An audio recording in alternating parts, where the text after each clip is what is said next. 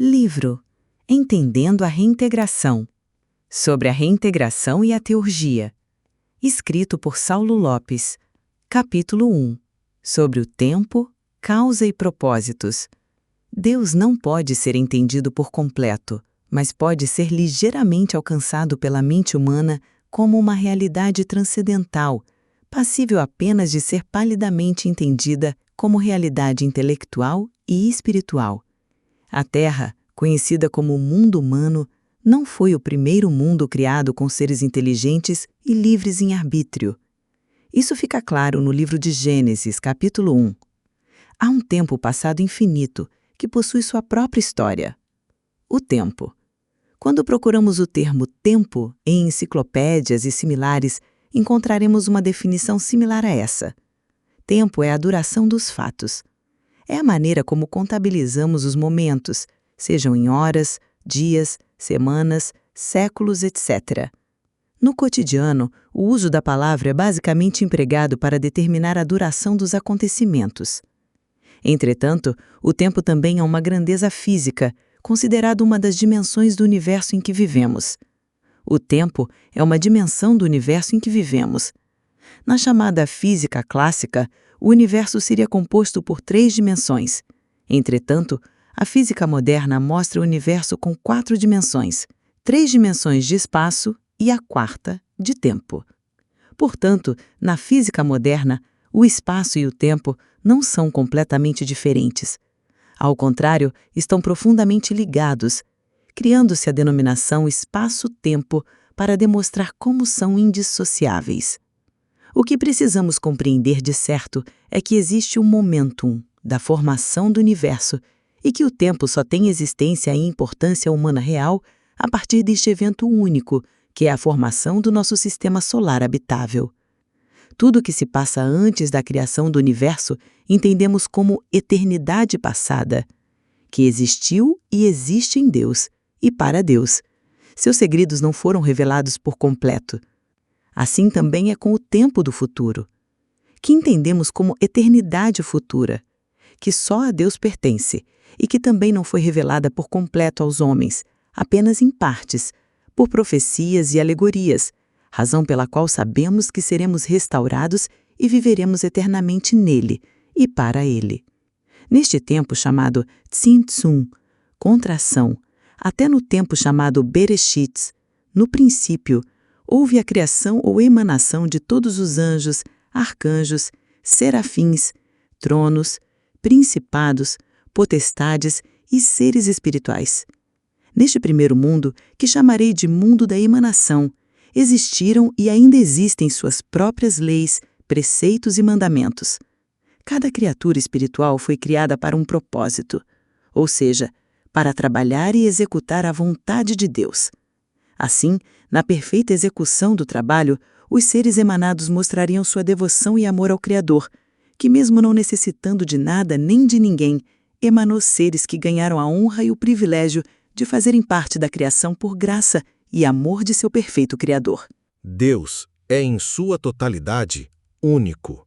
Dele é, dele vem, só nele e por ele existe toda a causa primeira e todas as coisas na matéria e no espírito. A causa primeira é o poder para criar e gerar novas almas e seus propósitos, novos mundos, assim como leis, preceitos e mandamentos para reger as almas, tanto para a salvação quanto para a perdição. A causa segunda é o poder para controlar o ambiente e ecossistemas criados pela causa primeira. Segundo as ordens, orientações e permissão do Criador único, a causa segunda é uma prerrogativa que o Deus único compartilha com sua criação de acordo com o propósito de cada um determinado por ele. Toda alma e todo espírito racional é emanado de Deus. A prerrogativa da causa primeira é somente dele, o único que tem poder sobre a vida e a morte eternas, criação e destruição de almas, mundos e universos. Toda alma ou espírito racional emanado tem um propósito na criação, independente do tempo em que existiu. Um propósito na criação, um propósito particular e um propósito desconhecido. Propósito na criação. A função social no todo, como parte de um grande projeto divino na qual o ser faz parte como uma peça da máquina cósmica. O ser emanado ou criado tem liberdade neste propósito, mas não deve quebrar as leis, preceitos e mandamentos de Deus durante a execução de seu propósito na criação. O ser é livre e criativo, mas deve respeitar os limites estabelecidos pelo Criador único. Propósito particular. Dentro do propósito na criação, a criatura ainda tem seus traços únicos e individuais. Essa graça é dada pelo Criador por amor, para diferenciar de maneira única cada criatura e emanação, pois Deus é pessoal e se relaciona com cada ser, tanto no geral quanto no particular, dando a cada um uma singularidade que o torna único no todo. Sendo assim, cada ser tem seu propósito particular para com o todo e para com o Criador. O ser criado é livre em sua busca pela satisfação, alegria e plenitude particular, desde que respeite as leis, aos preceitos e aos mandamentos de Deus. Propósito desconhecido. Toda criatura tem um propósito especial e secreto. Este propósito é idealizado e conhecido apenas por Deus. Nenhuma outra criatura, por maior que seja na hierarquia divina ou espiritual, sabe o motivo, objetivo e impacto deste propósito, nem mesmo o próprio ser que o carrega. Só aquele que é onisciente, onipotente e onipresente sabe o verdadeiro propósito de cada ser e seu impacto no todo. Para nós, seres criados, isso sempre permanece desconhecido, até que a vontade do Criador seja revelada por Ele em nossas vidas. A queda dos seres emanados e criados. O motivo da queda de qualquer ser no tempo, na matéria ou no espírito é a mesma e segue sempre o mesmo princípio: a desobediência. A desobediência dolosa às leis, aos preceitos e aos mandamentos dados pelo Deus único é o motivo da queda para qualquer ser criado ou emanado. De onde se origina tal desobediência? A desobediência tem origem no livre-arbítrio, pois só existe livre-arbítrio onde existem escolhas a serem feitas. Só existem escolhas onde existem opções a serem escolhidas. Então, tanto a obediência como a desobediência nascem no coração da liberdade, seja para salvação ou condenação. As opções erradas são as escolhas que ferem de maneira dolosa as leis, os preceitos e os mandamentos de Deus.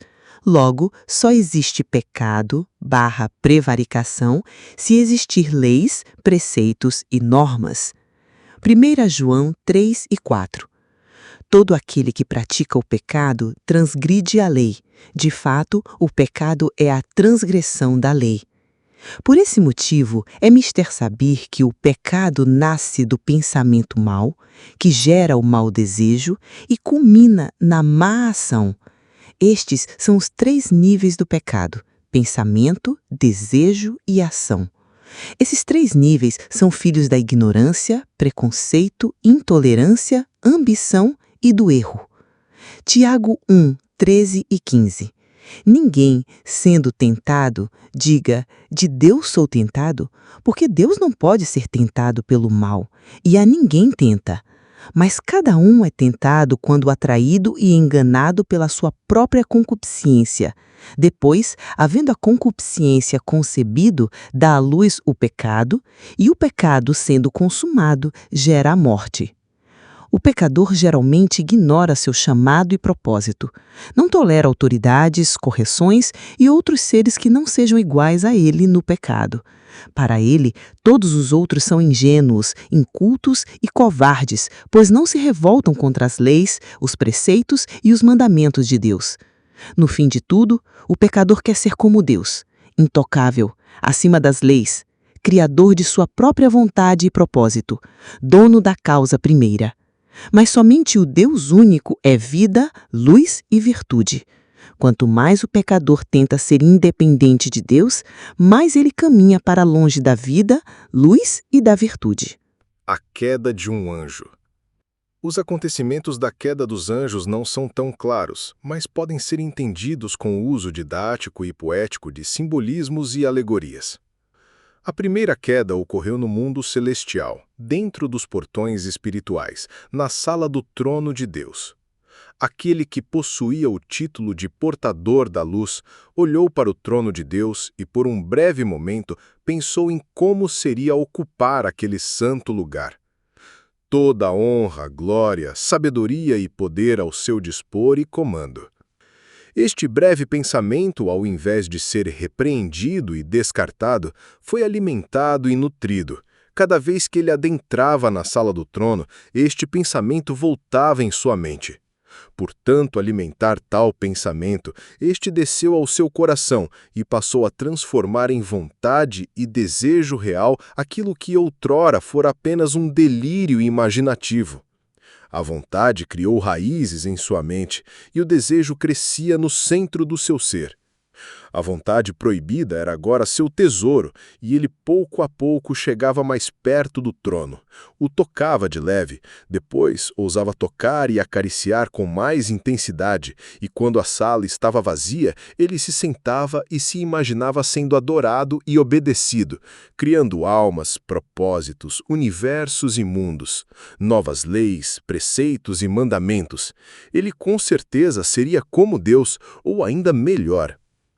Num determinado tempo, na eternidade passada, a vontade e o desejo não mais cabiam em segredo dentro de seu ser.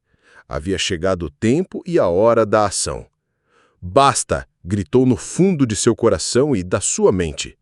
"Não irei me contentar em portar a luz de outro, muito menos em ser o príncipe da potestade do ar. Quero reinar do ar para a terra, da água até o fogo. Quero ser o maior sobre tudo o que existe de norte a sul, de leste a oeste, de tudo que existe acima e abaixo de toda a criação. Quero ser amado, adorado e que todos rendam glórias e louvores a mim. Quero ser como Deus, em ciência, potência e presença. Quero eu mesmo criar minhas próprias leis, preceitos e mandamentos. Viver meu próprio caminho sem que existam limitações ou consequências. Quero que eu, e apenas eu, seja a fonte eterna de luz, vida e virtude para tudo e para todos. Quero que meus pensamentos sejam os vossos pensamentos, e que minha vontade seja a vossa vontade, e que todos vivam apenas para mim e para meus desejos. Essa será minha lei." Tudo isso foi um grito silencioso no íntimo do príncipe da potestade do ar. Um grito que apagou por toda a eternidade seu nome no livro da vida. Seu verdadeiro nome e seu título de portador da luz foram perdidos para sempre, lhe sobrando apenas a alcunha de Satã, o acusador, o adversário. Aquele que acusa os emanados e criados de não seguirem seus próprios pensamentos e vontades. Satã, aquele que prega a liberdade sem lei, atos sem consequência e vida sem Deus, onde cada ser emanado e criado pode ser seu próprio Deus, seu juiz, júri e executor. Aos olhos de todos os emanados, anjos e seres espirituais, aquele foi um dia/tempo de pesar. Houve trevas, desarmonia e dissensão no reino celestial. O palco estava armado. Satã, o acusador, se tornou também o adversário, não de Deus, pois não existe nada que tenha poder ou autoridade para se opor ou rivalizar diretamente a Deus. Mas Satã se tornou o adversário e opositor às leis, aos preceitos e aos mandamentos de Deus, e, diretamente, inimigo de todas as almas emanadas e criadas. Como para Satã é impossível lutar diretamente contra Deus, decidiu lutar diretamente pelo domínio do pensamento, vontade e ação de toda a criação divina. Isso incluiria a humanidade. A criação do homem. Adão. Deus fez Adão, criado à imagem e semelhança dele, completo em sabedoria, virtude e potência. Livre em desejo, pensamento e ação. Seu corpo feito de matéria incorruptível, seu espírito, pneuma, foi soprado pessoalmente por Deus, que é a fonte de vida infinita. Então, o encontro da matéria incorruptível e o sopro de vida divino se fundem em completude e o homem se torna alma vivente e racional. Conforme está na Torá em Gênesis, o Criador formou o primeiro homem da matéria, pó de estrelas, carbono, metais e gases, com suas próprias mãos criadoras. Gênesis 2:7. E formou o Senhor Deus o homem do pó da terra, e soprou em suas narinas o fôlego da vida, e o homem foi feito alma vivente. Adão, o vermelho, pois era da terra vermelha formado, via a Deus, falava com Deus e andava com Deus em plena harmonia. A primeira criação humana era espírito e matéria, em perfeita harmonia, ordem e propósito. Não só espírito, não só matéria, mas a plenitude dos dois, em um só. A alma vivente foi criada para dominar a matéria e o espírito, para dominar todo ser na terra, céu e mar. Tudo que habita na terra, que outrora era sem forma e vazia, debaixo do sol ou acima da terra, estava sob a responsabilidade e domínio de Adão, o vermelho. Gênesis 1, do versículo 26 ao 31. E disse Deus: façamos o homem à nossa imagem, conforme a nossa semelhança, e domine sobre os peixes do mar, e sobre as aves dos céus, e sobre o gado, e sobre toda a terra, e sobre todo réptil que se move sobre a terra. E criou Deus o homem à sua imagem. A imagem de Deus o criou. Homem e mulher os criou. E Deus os abençoou, e Deus lhes disse: frutificai e multiplicai-vos, e enchei a terra e sujeitai-a, e dominai sobre os peixes do mar e sobre as aves dos céus, e sobre todo o animal que se move sobre a terra. E disse Deus: eis que vos tenho dado toda a erva que dê semente, que está sobre a face de toda a terra, e toda árvore em que há fruto que dê semente, ser-vos-á para mantimento. E a todo animal da terra, e a toda ave dos céus, e a todo réptil da terra, em que há alma vivente, toda erva verde será para mantimento. E assim foi. E viu Deus tudo quanto tinha feito, e eis que era muito bom. E foi a tarde e a manhã, o dia sexto. Como diz os Salmos 8, 5 e 6 na tradução original: fizeste o homem, no entanto, por um pouco, menor do que os anjos, e de glória e de honra o coroaste. Deste-lhe domínio sobre as obras de tuas mãos, e sob seus pés tudo lhe puseste. A plenitude do primeiro Adão.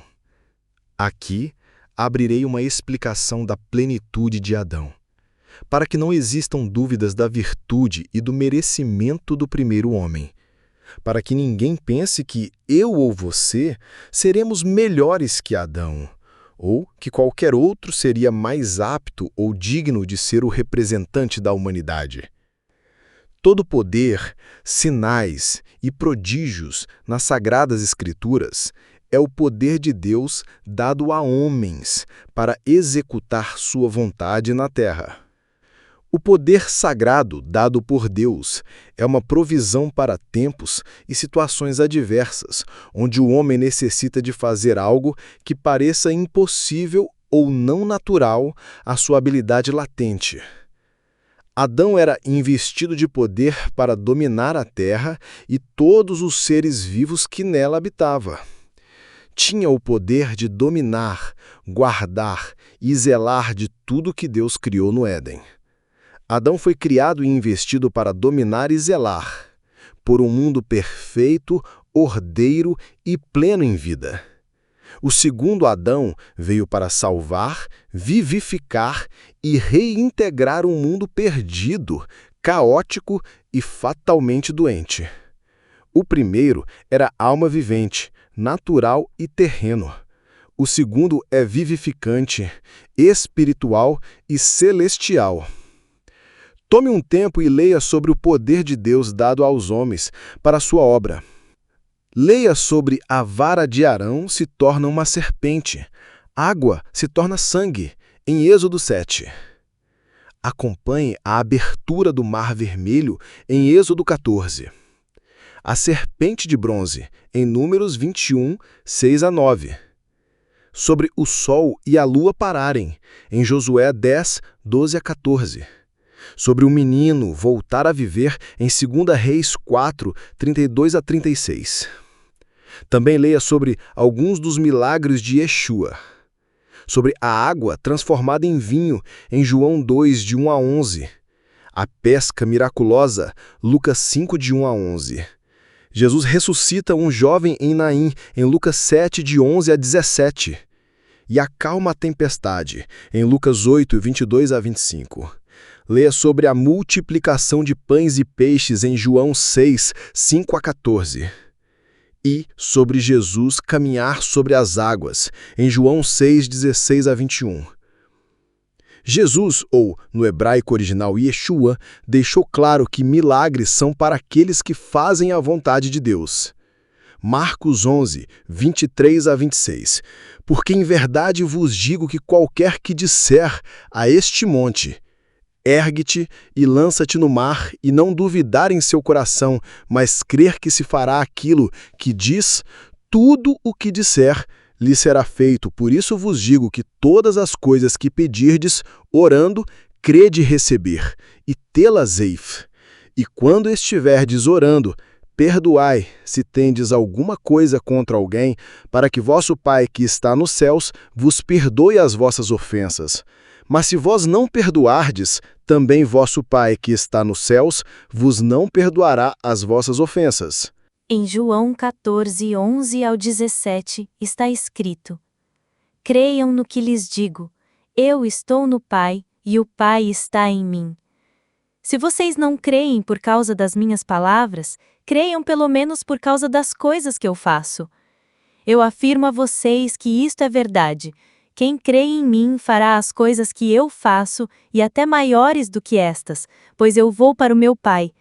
E tudo que vocês pedirem em meu nome, eu farei a fim de que o Filho revele a natureza gloriosa do Pai. Eu farei qualquer coisa que vocês me pedirem em meu nome. Jesus continuou: Se vocês me amam, obedeçam aos meus mandamentos. Eu pedirei ao Pai, e ele lhes dará outro auxiliador, o Espírito da Verdade, para ficar com vocês para sempre.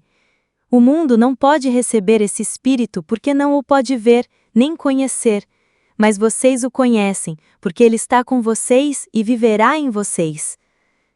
Em 1 Coríntios 15, 45-48, está escrito: O primeiro homem, Adão, tornou-se um ser vivente. O último Adão, espírito que dá vida. Não foi o espiritual que veio primeiro, mas o natural, depois dele, o espiritual. O primeiro homem era do pó da terra, o segundo homem, do céu.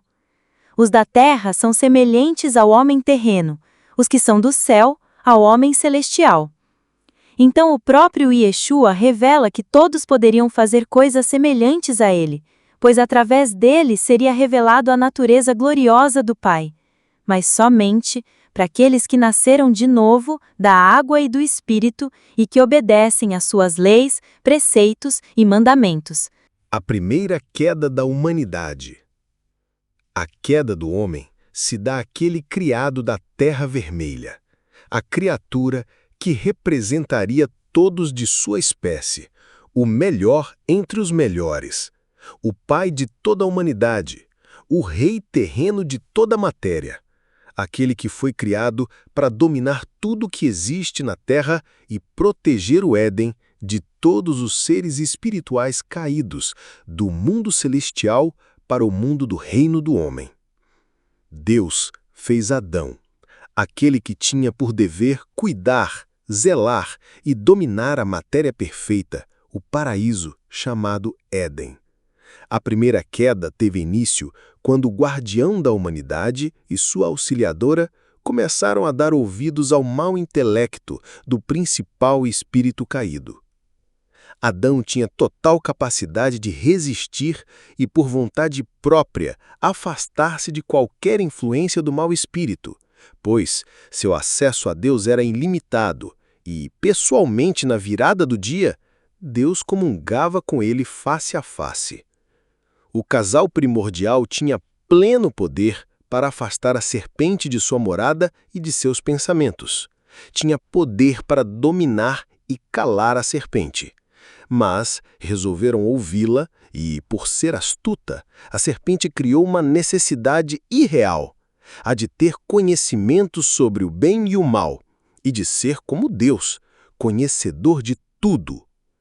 Leitor, não se engane. O casal primordial já era pleno em conhecimento.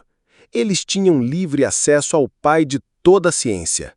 O próprio Deus lhes ensinava na viração do dia. Não existia nada que eles não pudessem perguntar ou conhecer de Deus sobre o universo, o mundo espiritual e celestial, que não lhes fosse respondido. O próprio Deus coroou o casal com glória e honra, como diz o Salmo 8,5. A arma de Satanás para com toda a humanidade, anjos e seres espirituais é sempre a mesma: plantar dúvidas sem provas, minar a confiança em Deus, suas leis, preceitos e mandamentos, criando vitimismo no coração alheio, dizendo: você não é responsável pelos seus erros, é tudo culpa de outro, de Deus. Ele está escondendo segredos, ele está minando sua ascensão a ser como ele. Você pode ser um Deus, se não de tudo, pelo menos de si mesmo.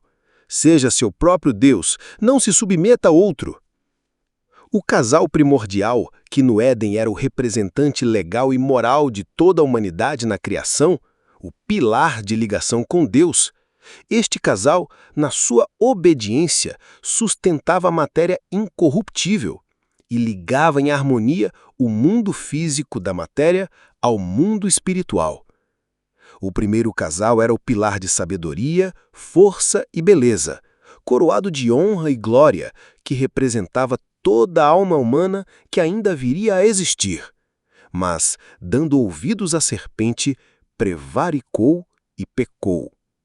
Com a prevaricação e o pecado, oriundos da desobediência dolosa ao mandamento de Deus, o pilar se parte, criando um afastamento da humanidade com Deus. A coluna que ligava o homem à vida abundante e eterna se rompe e cai, separando toda a autoridade, domínio, poder, sabedoria, força, beleza, honra e glória da fonte verdadeira, que é Deus. Ad hoc stat. Quebrada, frágil e imperfeita, mas ainda está de pé. Embora o pilar que ligava a terra ao céu estivesse quebrado, havia em sua base uma pequena parte ainda de pé, apontando para o alto. Deus, em sua onisciência, já tinha um plano de reintegração, um plano de restauração, um plano de resgate de sua obra coroada. O pecado original. Um dos temas de maior impacto nas Sagradas Escrituras é com certeza o pecado original, pois todo o plano de salvação tem como objetivo livrar, resgatar e reparar o homem do pecado. Quando falo de pecado, de maneira geral e comum, estou falando da transgressão da lei. 1 João 3,4. Todo aquele que pratica o pecado transgride a lei. De fato, o pecado é a transgressão da lei. Hoje sabemos que pecado é transgredir a lei de Deus e o pecador é aquele que transgride qualquer lei de Deus. Sabemos também que o salário do pecado é a morte, tanto física quanto espiritual. Romanos 6,23. Porque o salário do pecado é a morte, mas o dom gratuito de Deus é a vida eterna, por Cristo Jesus nosso Senhor. Onde tudo teve início? Em Adão, como já vimos anteriormente. Adão, como representante perfeito da raça humana, fez o teste da obediência por todos nós. Por qual motivo Deus escolheria Adão? Simples. Adão foi, é e será o melhor entre todos nós. Adão era a alma mais preparada, pura e competente de toda a raça humana. Foi criado por Deus para dominar sobre toda a criação. Ninguém melhor que Adão para ser o escolhido entre todos para realizar este teste. Adão, mesmo sendo o melhor entre todos, falhou, e como diz o livro de Romanos 5,12, Portanto, como por um homem entrou o pecado no mundo, e pelo pecado a morte, assim também a morte passou a todos os homens, por isso que todos pecaram. Questionamos em nosso íntimo que isso não é justo, ou que faríamos diferente, ou que ninguém deveria pagar pelo pecado do outro. Mas a justiça está exatamente aí, nesse paradoxo. Como Adão era o representante espiritual de toda a humanidade, Adão é todos nós. Você pode até não gostar ou não aceitar a escolha de Deus, então peço de maneira humilde e verdadeira que olhe para dentro de si. Relembre todas as escolhas que fez na sua vida e se lembre de todos os seus desejos secretos. Você realmente acha que é melhor que Adão? Ou que faria diferente? Quantas vezes só neste último ano de existência você já transgrediu a lei de Deus de maneira dolosa, mesmo sabendo do banquete de consequências que viriam para o seu corpo e espírito por tal escolha, mesmo sendo avisado, advertido e incomodado pelo Espírito de Deus? Muitas vezes, correto? Como podes tu então achar que faria melhor no lugar de Adão, sendo tu fraco, covarde, patético e carente de força de vontade? Podemos até achar em nossa ignorância que não foi justa a escolha de Deus, ou que não é justo pagar pela prevaricação e pecado de Adão, mas não podemos alegar que faríamos melhor, não quando toda a nossa vida é um eterno pecar e transgredir a lei de Deus. Prevaricação é um dos crimes praticados por funcionário público contra a administração em geral, que consiste em retardar ou deixar de praticar indevidamente ato de ofício ou praticá-lo contra a disposição expressa de lei, para satisfazer interesse ou sentimento pessoal. Trair, por interesse ou má-fé, os deveres do seu cargo ou ministério ou abusar do exercício do cargo. Quando o termo prevaricação é usado, está tipificando a falha de Adão no Éden. O termo pecado na situação de Adão, embora real e correto, é genérico. Ao estudarmos de maneira mais profunda as funções de Adão no seu domínio na terra, fica claro que Adão praticou uma ação expressamente proibida para interesse pessoal, além de trair a confiança superior por deixar de praticar de maneira dolosa sua função de dominar e guardar o Éden. Adão, quando deixou a serpente argumentar contra os ensinos de seu Deus, Pai e Criador, abriu uma brecha para ser enganado. Sua função era guardar aquele local, ser fiel às suas atribuições e reproduzir exatamente aquilo que aprendeu de Deus. Dominar sobre os animais, inclusive sobre a serpente ali representada, e não ser dominado por ela ou pelos desejos e pensamentos semeados por ela através de conjecturas e suposições. Aquele que foi criado para dominar e guardar o Éden, em hipótese alguma deveria deixar suas atribuições e se deixar dominar e tramar para querer ser igual a Deus. Sua traição e seu erro foi deixar de refletir a luz das virtudes divinas e se deixar apagar e cair por egoísmo e desejo de poder. Adão deixou de ser reflexo, imagem e semelhança de Deus, refletindo exatamente o erro da serpente, dando a ela a coroa do mundo humano, e condenando a terra a viver sobre corrupção e morte, afastada de Deus pela escolha humana. As funções de Adão no paraíso chamado Éden eram claras e bem definidas. Dominar sobre os animais aquáticos, dominar sobre os animais voadores, dominar sobre os animais terrestres, dominar sobre toda a terra, frutificar. O homem foi criado à imagem e semelhança de Deus. O homem e seus descendentes deveriam refletir em seus desejos, pensamentos e ações os frutos de virtude e a imagem e semelhança de seu Criador. Deveriam refletir a essência de Deus que está intimamente relacionada aos frutos do Espírito Santo: sabedoria, entendimento, conselho, fortaleza, ciência, piedade e temor de Deus, além de se manter firme nos fundamentos do relacionamento criado por Deus para com o homem: fé, esperança e amor.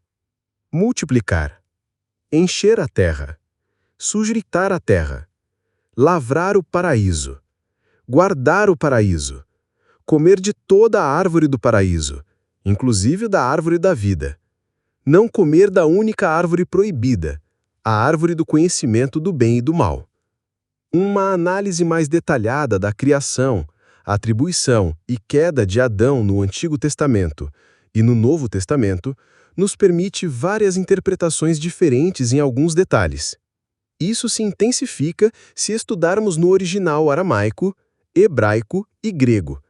Reunindo todas essas variáveis já citadas e usando as 3 dimensões de leitura do texto, que são intratexto, intertexto e o contexto, e os 4 níveis de interpretação usados pelos hebreus, que são literal, alegórico, metafísico e místico, nos deparamos com um mar de possibilidades e interpretações. De maneira justa e sincera, realmente não sei quem neste mundo é apto o suficiente para separar ou descartar uma ideia ou interpretação em detrimento de outra, a não ser aqueles guiados e movidos pelo próprio Espírito de Deus, o autor de toda a Escritura Sagrada.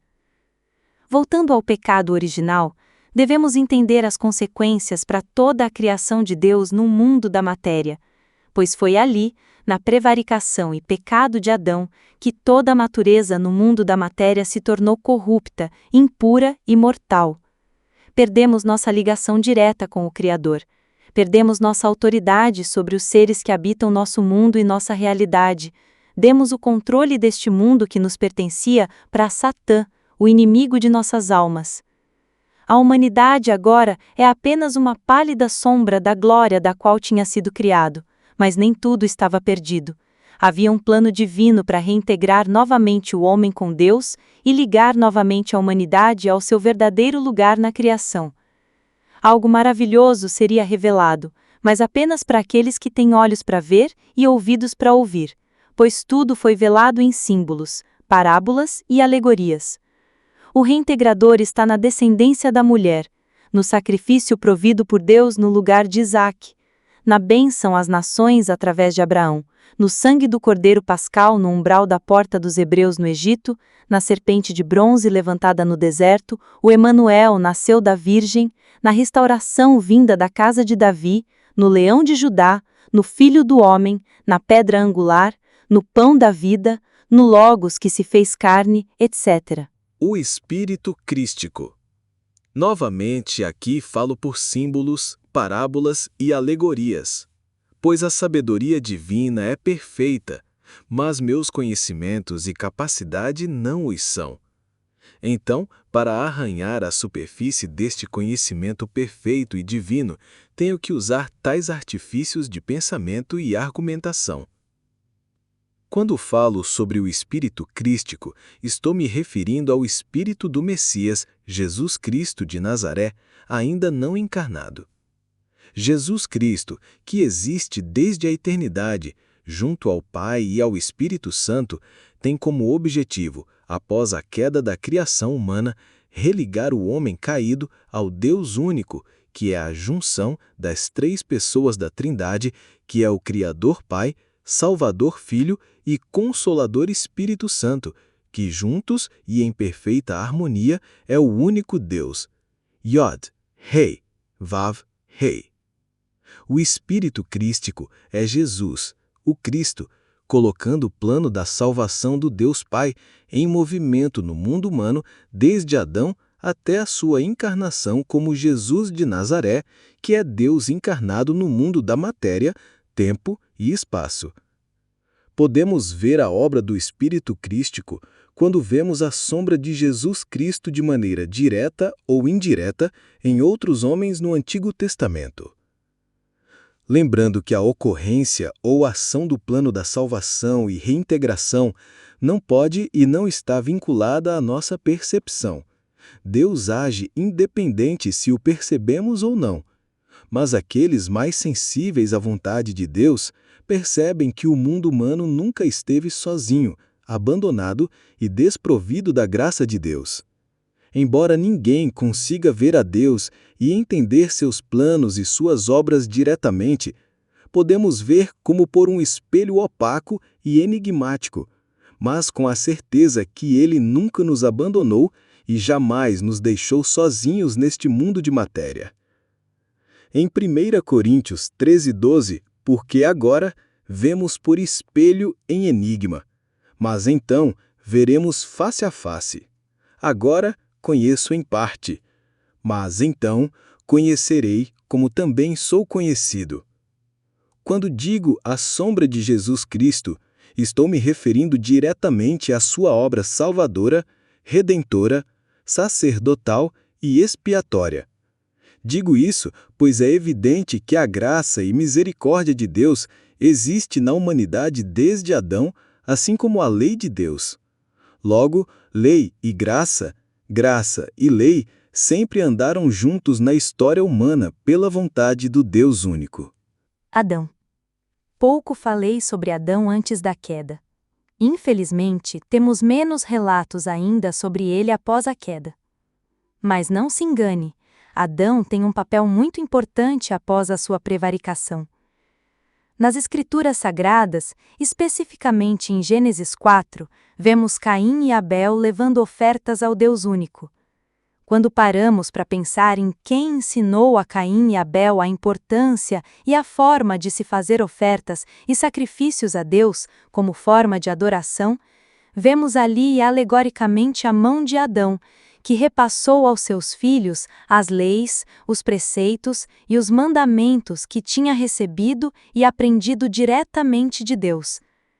Adão havia aprendido da boca de Deus a forma, a maneira e a atitude de coração e alma correta de se apresentar à adoração, oferta e sacrifício a Deus. Essa sabedoria mística de cunho espiritual e primordial foi aprendida por Adão e ensinada aos seus filhos e filhas. E aqui temos 3 grandes lições sobre a arte mística espiritual e primordial, que passa despercebida por muitos, ainda que tenham lido o texto centenas de vezes. Temos olhos, mas não vemos. Lição 1. Deus, mesmo após retirar Adão do Éden, não o privou de encontrá-lo no seu interior. Não o privou de se religar em pensamento e graça a ele. Lição 2. Deus ensinou o ritual de adoração e culto, teurgia, a ele. Lição 3. Deus deixa claro que a prática teúrgica, culto e adoração, necessita de um espírito de adoração verdadeiro e uma atitude mental e emocional correta e justa. Por isso a oferta de Abel foi aceita, e a de Caim, não. Além de ensinar a seus filhos e filhas a prática teúrgica, Adão deixou um legado.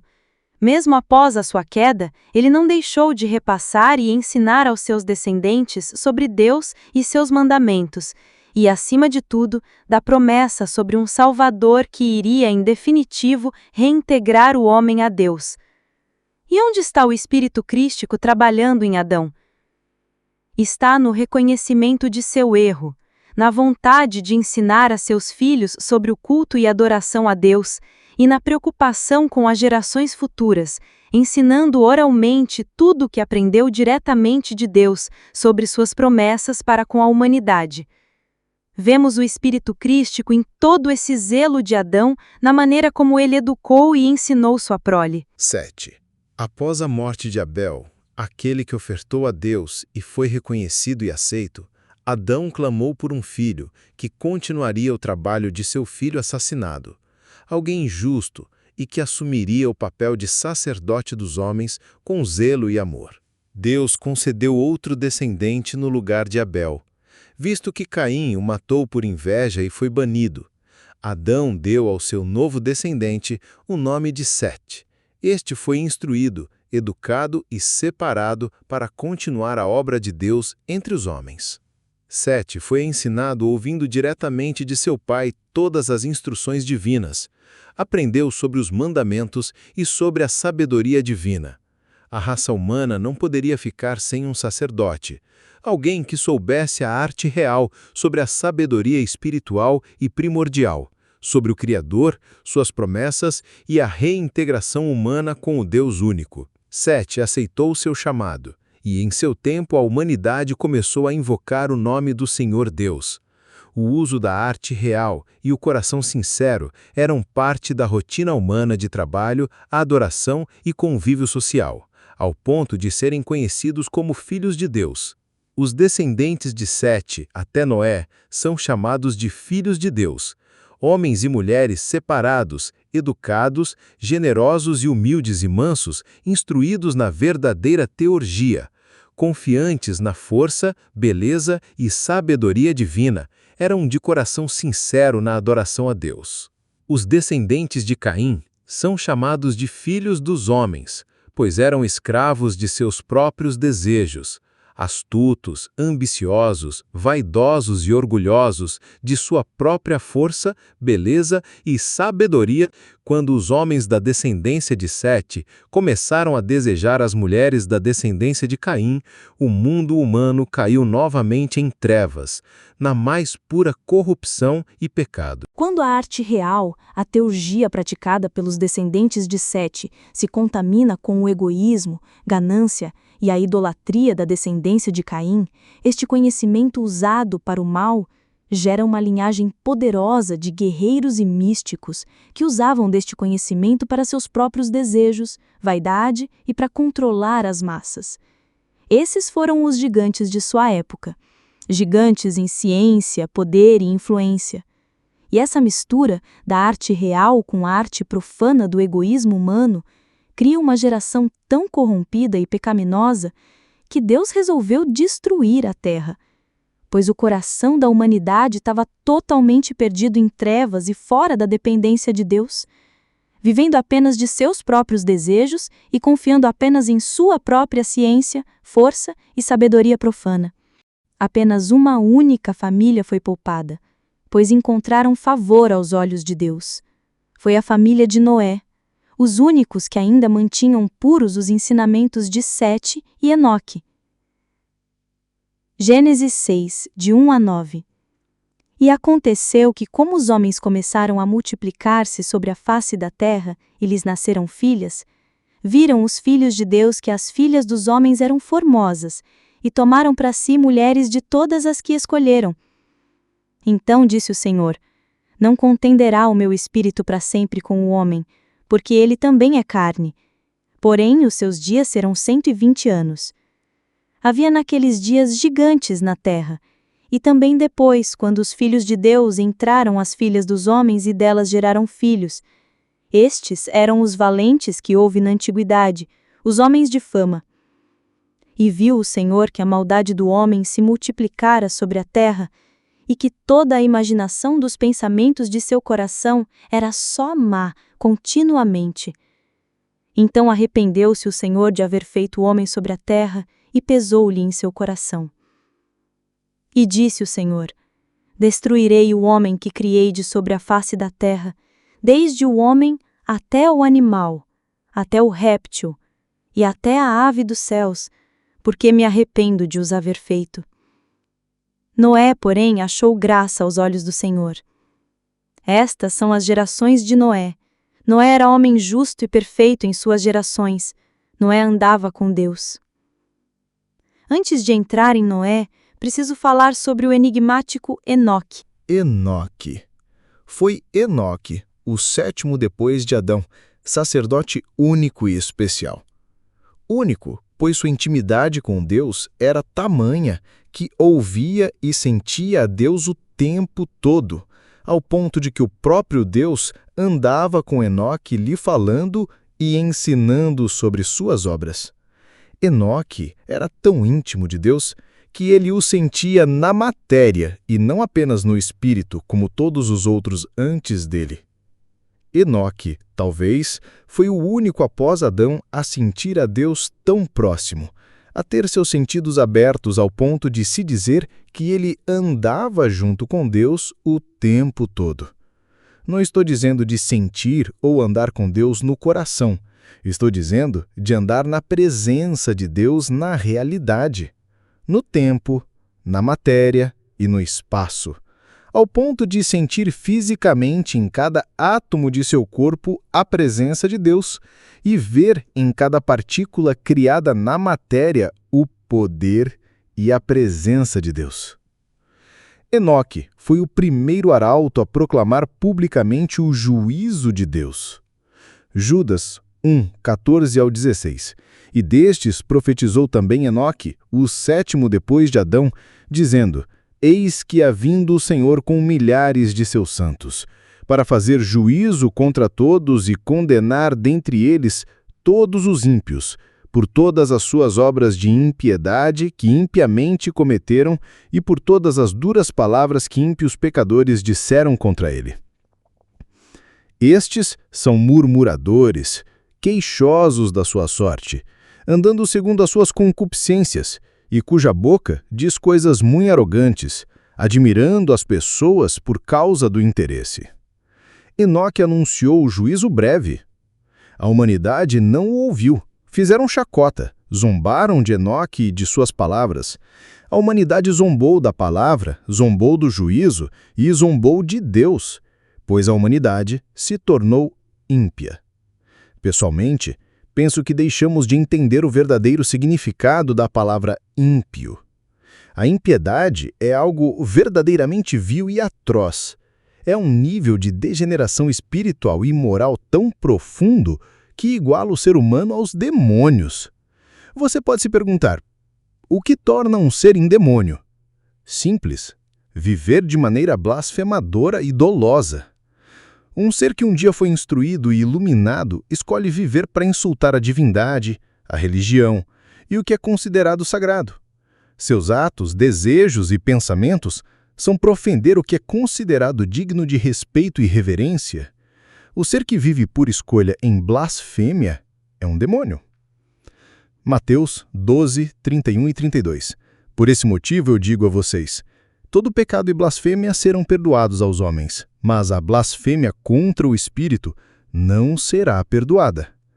Todo aquele que disser uma palavra contra o Filho do Homem será perdoado, mas quem falar contra o Espírito Santo não será perdoado, nem nesta era, nem na que há de vir. Em Romanos 1, 16 a 32 fala: Porque não me envergonho do Evangelho de Cristo, pois é o poder de Deus para a salvação de todo aquele que crê, primeiro do judeu e também do grego.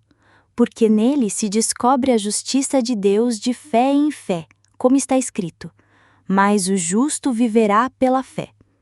Porque do céu se manifesta a ira de Deus sobre toda a impiedade e injustiça dos homens, que detêm a verdade em injustiça. Porquanto o que de Deus se pode conhecer nele se manifesta, porque Deus lhe o manifestou. Porque as suas coisas invisíveis desde a criação do mundo, tanto o seu eterno poder como a sua divindade se entendem e claramente se veem pelas coisas que estão criadas, para que eles fiquem inexcusáveis. Porquanto, tendo conhecido a Deus, não o glorificaram como Deus, nem lhe deram graças. Antes, em seus discursos se desvaneceram e o seu coração insensato se obscureceu.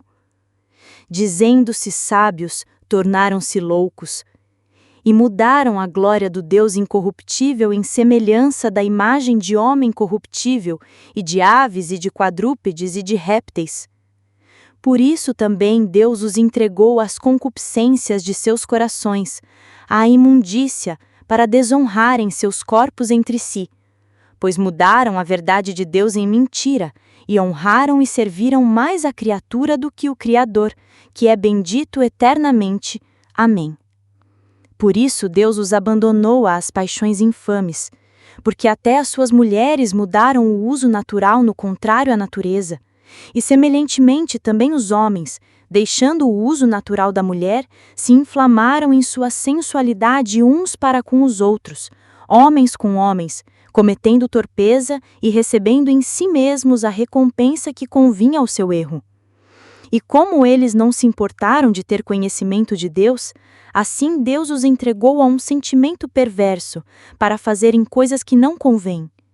Estando cheios de toda iniquidade, fornicação, maldícia, avareza, maldade, cheios de inveja, homicídio, contenda, engano, malignidade, sendo murmuradores, detratores, aborrecedores de Deus, injuriadores, soberbos, presunçosos, inventores de males, desobedientes aos pais e às mães, nécios, infiéis nos contratos, sem afeição natural, irreconciliáveis, sem misericórdia, os quais, conhecendo o juízo de Deus que são dignos de morte os que tais coisas praticam, não somente as fazem, mas também consentem aos que as fazem. Quem tem ouvidos, ouça o que o Espírito diz, leia e interprete. Não viva de maneira ímpia e blasfemadora ao ponto de Deus o entregar e o abandonar aos vícios e paixões humanas. O ímpio é aquele que é totalmente contrário à vontade e aos mandamentos de Deus. É aquele ser que, por vontade própria e por prazer, vai contra a reintegração, valores morais e espirituais dados por Deus. É aquele que, por dolo, profana e ofende o que é considerado sagrado e digno de respeito. Vendo tamanha impiedade nas pessoas, entendo que Enoque viveu em um período muito parecido com os de hoje, onde ser ímpio é a norma da sociedade, onde zombar e profanar das coisas que Deus ama é comum a todos, e que essa zombaria e profanação traz fama, dinheiro, seguidores e influência no mundo. Por isso creio que o mesmo juízo que veio após Enoque nos tempos de Noé está próximo novamente em nosso tempo. Enoque já vivia com a mistura dos filhos de Deus e dos filhos dos homens. Ele sentiu na pele a corrupção dos bons costumes, das leis e da moral. A teurgia que antes era usada apenas para se conectar com Deus, foi corrompida ao ponto de ser usada para comungar com demônios travestidos de deuses. Símbolos e rituais sagrados foram modificados para adorar e receber poder de seres espirituais corruptos. Transformaram a espiritualidade em uma busca egoísta por respostas sem o verdadeiro e único Deus, em busca de poder, fama e riquezas. Totalmente diferente da verdadeira teurgia, que busca o bem, a harmonia e, acima de tudo, as virtudes e a vontade do verdadeiro e único Deus para nossas vidas e para a humanidade, pois o verdadeiro Deus reina no coletivo e no particular. Dele vêm frutos reconhecíveis: amor, alegria, paz, longanimidade, benignidade, fidelidade, mansidão e domínio próprio. Noé. O tempo da segunda queda humana. Assim como houve a primeira queda humana em Adão, onde o ser humano se tornou matéria corruptível, mortal, e resultou também na perda da autoridade sobre a criação, na época de Noé haveria a segunda queda, com mais perdas. Pois Deus iria limitar novamente o poder e a constituição física do homem, o rebaixando ainda mais na matéria, como juízo da iniquidade em seus corações. Agora o homem viveria menos, se degradando na matéria de maneira mais rápida. Como já explicado anteriormente, a linhagem de Sete e Caim se uniram, e dessa união houve iniquidade e profanação da teurgia e do conhecimento divino, e gerando humanos poderosos em ciência e nos segredos espirituais. Nesse tempo foi gerada no subconsciente humano toda uma ideia de seres divinos, deuses e semideuses, titãs e gigantes. Isso ficaria no imaginário humano e no mundo espiritual para sempre, como uma cicatriz no tempo, na matéria e no espaço. Além das histórias míticas, os homens também ergueram monumentos para mapear as estrelas, ler seus sinais e contabilizar dias, estações e anos. Muitos destes monumentos eram usados para rituais e iniciações, tanto pela linhagem de Sete quanto pela linhagem de Caim. Tudo o que fora profetizado de juízo por Enoque se realiza na época de Noé. E em toda a humanidade, apenas Noé e a sua família são poupados. Quem era Noé? Ora, em sua geração, ele era o único justo, único que ainda buscava, adorava e amava a Deus pelos motivos verdadeiros e retos. O único na atual humanidade que não foi corrompido pela cultura ímpia de sua geração. Ele não era perfeito, mas seu modo de vida consagrado e seu amor a Deus lhe serviu como justiça. Gênesis 7, 1. Depois disse o Senhor a Noé: Entra tu e toda a tua casa na arca, porque tenho visto que és justo diante de mim nesta geração. Noé e sua esposa, os filhos de Noé, Sem, Cam e Jafé, com suas respectivas esposas. Estes são os remanescentes da era antediluviana. Noé e seus filhos agora tinham a responsabilidade de ensinar a verdadeira teurgia, a vontade de Deus e seus mandamentos para os seus descendentes e assim por diante. Nota de esclarecimento sobre alguns temas importantes. 1. Leis, preceitos e mandamentos. Quando falo de leis, estou falando sobre os mandamentos de Deus, não apenas sobre os 10 mais conhecidos dados a Moisés, mas sobre todos já conhecidos pela humanidade desde o início dos tempos. Nisto, não se engane, Adão e Caim já conheciam os mandamentos de Deus. Por isso, ao lhe ser imputado o pecado, Adão tentou em vão transferir a culpa à mulher e esta à serpente. Caim, por sua vez, dando ouvidos ao mal no seu coração, matou seu irmão Abel por inveja e, quando questionado por Deus, tentou alegar inocência e desconhecimento do desaparecimento do irmão. A lei de Deus se baseia em um princípio, de 2 bases. O princípio é amar, honrar e glorificar a Deus, de maneira a viver e refletir Deus no modo de vida. Isso irá manter o homem puro e separado do pecado. As bases são amar a Deus sobre todas as coisas e amar o próximo como a você mesmo. Nesse princípio e nessas bases se resumem todas as leis de Deus. E isso já foi dito, escrito e explicado extensivamente pelo Filho de Deus, apóstolos e pelos profetas. Em todas as épocas na humanidade, isso sempre ficou claro e sempre houve alguém para falar e ensinar sobre isso. Amar a Deus acima de tudo é uma lei que tem por finalidade honrar a Deus por aquilo que Ele foi, é e será. Dar glórias a tudo o que Ele representa no passado, presente e futuro. E como objetivo secundário, separar, iluminar e manter pura a mente e a alma humana para adoração a Ele. O objeto principal é teocêntrico, mas é impossível o ser humano não ser beneficiado indiretamente com tamanha exposição à luz, justiça e amor verdadeiro que emana de Deus.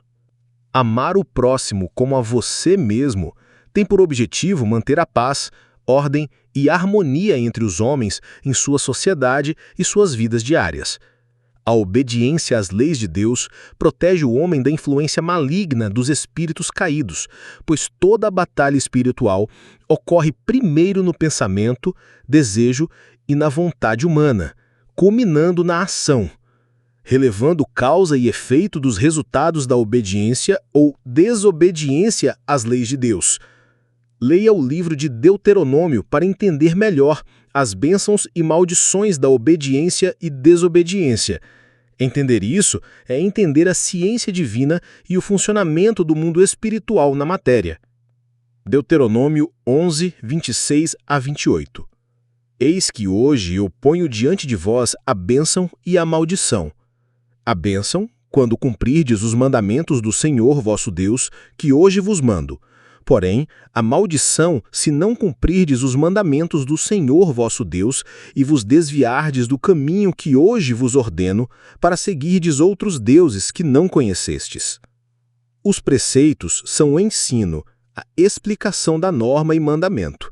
É uma descrição técnica de como obedecer na prática diária as leis de normas e mandamentos. A lei diz: não matarás e não adulterarás. O preceito revela que assassinato e adultério não são apenas obras da ação, como também do pensamento e do desejo. Aquele que alimenta o pensamento e o deixa chegar até o desejo, por consequência, ao coração, já assassinou e já adulterou, pois uma vez que o pecado já chegou ao coração, é só uma questão de oportunidade e tempo para se tornar em ação e obras. A lei diz: não fará imagens ou esculturas. O preceito explica que Deus é infinito e não se deve tentar criar imagem ou escultura de Deus, pois ele não é limitado em poder, nem em forma, não pode ser contido em barro, nem ouro, nem mesmo na imaginação humana. A lei diz: não terás outro Deus além de mim. O preceito lhe ensina que qualquer coisa que esteja em primeiro lugar no seu coração, seja família, igreja, estudo, carreira ou você mesmo, isso que é prioridade na sua vida, está roubando o lugar de Deus e está sendo objeto de sua adoração e devoção diária. 2. Teurgia.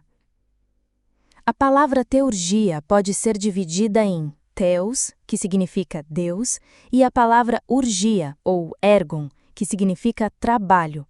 Logo, teurgia significa obra de Deus, em contraste com teologia, que é o conhecimento de Deus. A teurgia tem uma questão de obra prática daquilo que a teologia ensina na teoria. Logo, teurgia é a prática diária e correta dos ensinos sagrados dados pela teologia. A teurgia é dividida em duas vias: a via externa, chamada de ritualística, e a via interna, chamada de cardíaca.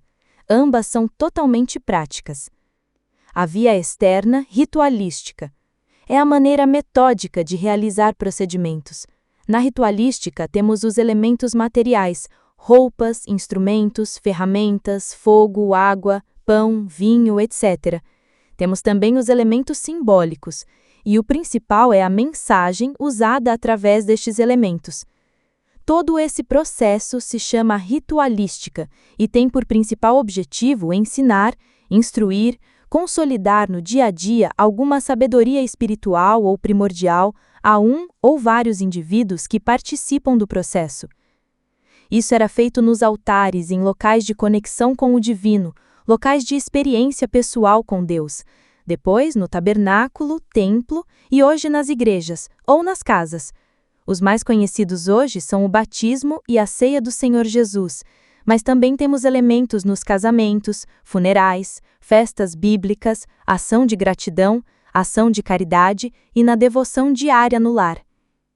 A via interna, cardíaca.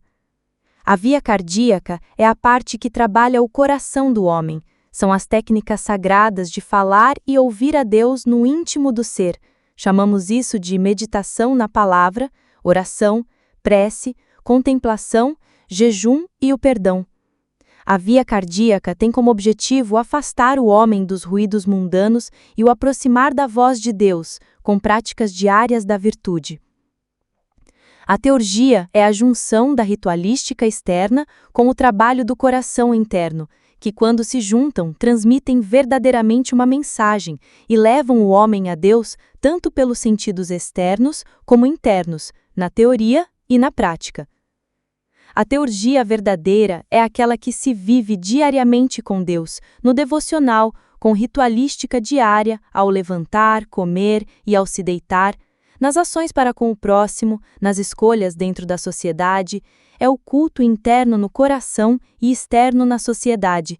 Em resumo, a teurgia é um modo de vida que se vive para Deus. -3. Sabedoria mística. A sabedoria mística, ou sabedoria dos mistérios, fala de todo o conhecimento na matéria e no espírito. São verdades veladas ou já reveladas que demonstram o funcionamento do homem, do universo e da metafísica no mundo físico e espiritual. A sabedoria pode vir por axiomas, símbolos, alegorias, parábolas ou ciência. Elas podem ser de cunho primordial ou espiritual. Sabedoria mística primordial. Ela revela as verdades contidas na matéria do mundo bariônico, onde tudo pode ser medido ou quantificado, onde a razão pode prever ou até mesmo manipular o comportamento na matéria e suas forças. Existem centenas de filósofos, professores e doutores que derramaram essa sabedoria na humanidade. Existem dezenas de axiomas explicando as leis deste mundo e do universo observável.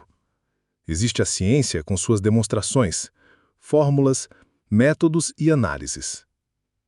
Da força magnética até a gravidade, da matemática financeira até a física quântica, da psique humana até a realidade, dos buracos negros até os quarks, tudo é primordial e tudo é sabedoria. Tudo pode ser aplicado para o bem e para o mal, usado para a virtude ou para o vício. A humanidade moderna não tem dificuldades para entender ou aceitar as verdades primordiais, pois são de fácil observação e experimentação, embora mesmo assim ainda há quem as negue. E ainda existem pessoas que tentam ter resultados diferentes em suas vidas, praticando as mesmas coisas de sempre e culpam aquilo que não entendem, ao invés de melhorar suas práticas e métodos e a eles mesmos. Sabedoria mística espiritual. Essa sabedoria é aquela que fala dos mistérios da alma e do espírito. São verdades ditas e pregadas pelos antigos sacerdotes, pelos apóstolos, pastores, profetas, evangelistas e mestres. Ditas e ensinadas pessoalmente pelo Filho de Deus encarnado. A sabedoria espiritual fala das leis de Deus e suas bênçãos para quem as pratica, e suas consequências para quem as rejeita. A Bíblia está recheada de sabedoria espiritual em forma de símbolos, alegorias e parábolas. Isso para que apenas os verdadeiros iniciados possam beber de sua fonte e para afastar os que só confiam em suas próprias forças e ciência. Marcos 4, 9 a 12. E disse-lhes: quem tem ouvidos para ouvir, ouça. E, quando se achou só, os que estavam junto dele com os 12 interrogaram-no acerca da parábola. E ele disse-lhes: a vós vos é dado saber os mistérios do reino de Deus, mas aos que estão de fora todas estas coisas se dizem por parábolas, para que, vendo, vejam e não percebam, e ouvindo, ouçam e não entendam, para que não se convertam e lhes sejam perdoados os pecados. Marcos 4, 33 e 34. Com muitas parábolas semelhantes, Jesus lhes anunciava a palavra tanto quanto podiam receber. Não lhes dizia nada sem usar alguma parábola. Quando, porém, estava a sós com seus discípulos, explicava-lhes tudo. Mateus 13, 10 a 15. Os discípulos aproximaram-se dele e perguntaram: por que falas ao povo por parábolas? Ele respondeu: a vocês foi dado o conhecimento dos mistérios do reino dos céus, mas a eles não. A quem tem, será dado, e este terá em grande quantidade. De quem não tem, até o que tem lhe será tirado. Por essa razão eu lhes falo por parábolas, porque vendo, eles não veem, e ouvindo, não ouvem nem entendem. Neles se cumpre a profecia de Isaías: ainda que estejam sempre ouvindo, vocês nunca entenderão. Ainda que estejam sempre vendo, jamais perceberão, pois o coração deste povo se tornou insensível. De má vontade ouviram com os seus ouvidos e fecharam os seus olhos. Se assim não fosse, poderiam ver com os olhos, ouvir com os ouvidos, entender com o coração e converter-se, e eu os curaria. João 3, 3. Jesus respondeu e disse-lhe: na verdade te digo que aquele que não nascer de novo não pode ver o reino de Deus. Quem tem ouvidos para ouvir, ouça o que o Espírito tem a dizer. A essência da sabedoria espiritual é conhecer os mistérios de Deus, provar os dons do Espírito Santo e se juntar ao corpo de Cristo, fazendo a vontade do Pai, morrendo com Cristo e vivendo para Cristo como um templo para o Espírito Santo e instrumento de Deus na terra. Aquele que não nascer de novo, mesmo tendo olhos, não poderá ver Deus. Mesmo tendo ouvidos, não escutará a sua voz. Para aqueles que não nasceram de novo, tudo escrito na palavra de Deus será loucura, pois as chaves para entendimento desta sabedoria espiritual só é dada àquele que comeu do pão da vida e bebeu da água viva. Apenas quem morreu nas águas e ressurgiu batizado pelo Espírito Santo e por fogo é apto a entender e comungar com a própria sabedoria que há Deus.